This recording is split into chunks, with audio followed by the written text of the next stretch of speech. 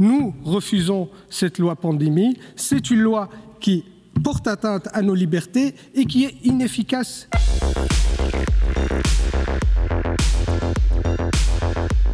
Madame la ministre, j'ai l'impression que vous continuez à défendre votre projet alors qu'il est indéfendable. Je ne sais pas si on a entendu les mêmes auditions, si on a entendu les mêmes experts, les mêmes constitutionnalistes, et vous continuez à défendre ce texte, vous continuez à avancer sans aucune remise en question sur la manière avec laquelle cette crise a été gérée, puisque vous voulez pérenniser cette gestion dans cet avant-projet de loi. Et ça, Madame la ministre, c'est inacceptable.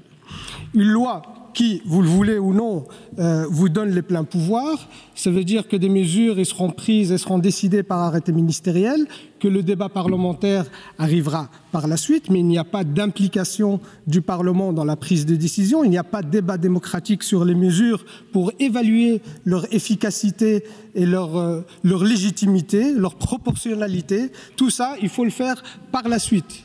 Ce Verstraeten, ça existe déjà aujourd'hui. On peut déjà aujourd'hui remettre en question des arrêtés ministériels. Le fait que ça soit écrit dans le texte de loi n'apporte pas une nouveauté démocratique. Madame la ministre, ce débat pour restreindre des libertés de la vie privée doit être mené ici dans ce Parlement en amont, pas par la suite, doit être décidé suite à un débat démocratique, impliquer la société civile, impliquer la population dans cette prise de décision pour garantir une adhésion. Mais vous continuez dans la même logique de faire comme on a fait depuis un an, comme si c'était une réussite, et vous voulez cacher l'échec de la gestion de la crise pandémique derrière ce texte de loi pour légitimer une politique qui ne marche pas. Ne comptez pas sur le PTB pour vous soutenir dans cette démarche.